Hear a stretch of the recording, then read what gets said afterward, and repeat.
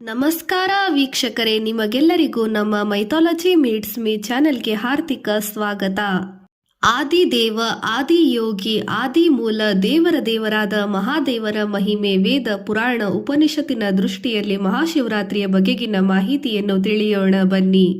ಈಗ ನಾವು ಮಾತನಾಡಲಿರುವ ಹಿಂದೂ ಧರ್ಮದ ಅತ್ಯಂತ ಪವಿತ್ರ ಮತ್ತು ಆಧ್ಯಾತ್ಮಿಕ ಹಬ್ಬಗಳಲ್ಲಿ ಇದು ಸಹ ಒಂದಾಗಿದೆ. ಮಹಾಶಿವರಾತ್ರಿ ಎಂದರೇನು?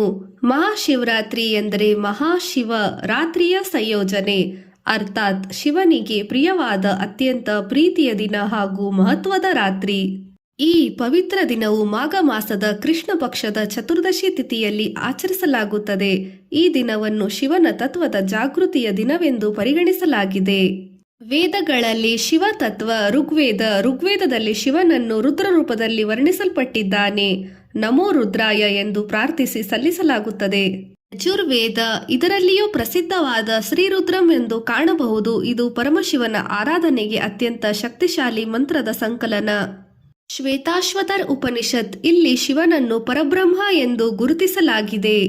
ಏಕೋ ಹಿ ರುದ್ರಾನ್ ದ್ವಿತೀಯಾಯ ತಸ್ತು, ಅಂದರೆ ರುದ್ರನು ಏಕೈಕ ಪರಮಾತ್ಮ ಎಂದರ್ಥ. ಪುರಾಣಗಳಲ್ಲಿ ಮಹಾಶಿವರಾತ್ರಿಯಲ್ಲಿ ಶಿವಪುರಾಣದ ಮಹಿಮೆ. ಶಿವಪುರಾಣದ ಪ್ರಕಾರ ಈ ದಿನ ಶಿವನು ಲಿಂಗ ರೂಪದಲ್ಲಿ ಅನಂತ ಜ್ಯೋತಿರ್ಲಿಂಗವಾಗಿ ಪ್ರತ್ಯಕ್ಷನಾದನು. ಬ್ರಹ್ಮ ಮತ್ತು ವಿಷ್ಣು ನಡುವೆ ಯಾರು ಶ್ರೇಷ್ಠರು ಎಂಬ ವಿವಾದ ಉಂಟಾದಾಗ ಅನಂತ ಅಗ್ನಿಸ್ತಂಭವಾಗಿ ಶಿವನು ಪ್ರತ್ಯಕ್ಷನಾದ ಕತೆ ಇಲ್ಲಿ ವಿವರಿಸಲಾಗಿದೆ. ಲಿಂಗ ಪುರಾಣ, ಇದರಲ್ಲಿಯೂ ಜ್ಯೋತಿರ್ಲಿಂಗದ ಮಹಿಮೆ ಮತ್ತು ಶಿವರಾತ್ರಿಯ ವ್ರತ ಮಹತ್ವವನ್ನು ವಿವರಿಸಲಾಗಿದೆ.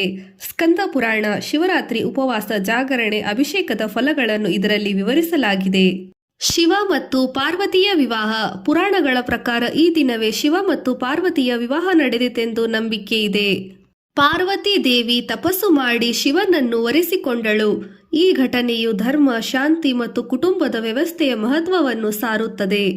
ಸಮುದ್ರ ಮಂಥನ ಮತ್ತು ನೀಲಕಂಠ.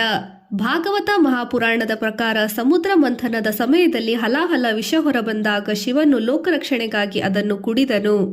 ಆದ್ದರಿಂದ ಅವನಿಗೆ ನೀಲಕಂಠ ಎಂಬ ಹೆಸರು ಬಂದಿತು. ಇದು ತ್ಯಾಗ, ಧೈರ್ಯ, ಸಾಹಸ ಮತ್ತು ವಿಶ್ವದ ರಕ್ಷಕ ತತ್ವದ ಸಂಕೇತ. ಮಹಾಶಿವರಾತ್ರಿ ಆಚರಣೆಯ ವಿಧಾನ: ಉಪವಾಸ, ರಾತ್ರಿಯ ಜಾಗರಣೆ, ಬಿಲ್ವದಳ ಅರ್ಪಣೆ, ಪಂಚಾಮೃತ ಅಭಿಷೇಕ, ಓಂ ನಮಃ ಶಿವಾಯ ಜಪ, ಶಿವ ಪಂಚಾಕ್ಷರಿ, ಓಂ ನಮಃ ಶಿವಾಯ ಮಂತ್ರವು ಆತ್ಮಶುದ್ಧಿ ಮತ್ತು ಮನಃಶಾಂತಿಗೆ ಸಹಾಯಕವಾಗಿದೆ. ಶಿವ ತತ್ವ, ಆಧ್ಯಾತ್ಮಿಕ ಅರ್ಥ. ಶಿವ ಎಂದರೆ ಕೇವಲ ದೇವರಲ್ಲ, ಪರಬ್ರಹ್ಮ, ಪರಮಾತ್ಮ, ಪರಮಸತ್ಯ, ಸತ್ಯದೇವ, ಚೈತನ್ಯ. ಶಿವ ಎಂದರೆ ಶುದ್ಧ ಚೈತನ್ಯ, ಶಕ್ತಿ ಎಂದರೆ ಸೃಷ್ಟಿ ಶಕ್ತಿ. ಇವೆರಡರ ಸಂಯೋಗವೇ ಜಗತ್ತು. ಸಾಂಸ್ಕೃತಿಕ ಪ್ರಭಾವ. ಮಹಾಶಿವರಾತ್ರಿ ನಮ್ಮ ಸಂಸ್ಕೃತಿಯಲ್ಲಿ ಉಪವಾಸದ ಮೂಲಕ ದೇಹ ಶುದ್ಧಿ, ಜಾಗರಣೆಯ ಮೂಲಕ ಮನಃಶುದ್ಧಿ, ಭಕ್ತಿಯಿಂದ ಆತ್ಮಶುದ್ಧಿ. ಈ ಹಬ್ಬವು ಯೋಗ, ಧ್ಯಾನ ಮತ್ತು ತಪಸ್ಸಿನ ಮಹತ್ವವನ್ನು ನೆನಪಿಸುತ್ತದೆ. ಭಾರತದ ಅನೇಕ ಕ್ಷೇತ್ರಗಳಲ್ಲಿ ಮಹಾಶಿವರಾತ್ರಿ ಭವ್ಯವಾಗಿ ಆಚರಿಸಲಾಗುತ್ತದೆ. ಕಾಶಿ, ಶ್ರೀಶೈಲ, ಸೋಮನಾಥ, ರಾಮೇಶ್ವರಂ ಮೊದಲಾದ ಪವಿತ್ರ ಕ್ಷೇತ್ರಗಳಲ್ಲಿ ವಿಶೇಷ ಪೂಜೆ ನಡೆಯುತ್ತದೆ. 12 ಜ್ಯೋತಿರ್ಲಿಂಗದ ಮಹಿಮೆ. ಶಿವಪುರಾಣದ ಪ್ರಕಾರ 12 ಜ್ಯೋತಿರ್ಲಿಂಗಗಳು ಅತ್ಯಂತ ಪವಿತ್ರ. ಅವುಗಳಲ್ಲಿ ಸೋಮನಾಥ, ಮಲ್ಲಿಕಾರ್ಜುನ, ಮಹಾಕಾಳೇಶ್ವರ, ಓಂಕಾರೇಶ್ವರ, ಕೇದಾರನಾಥ, ರಾಮೇಶ್ವರ ಇತ್ಯಾದಿ.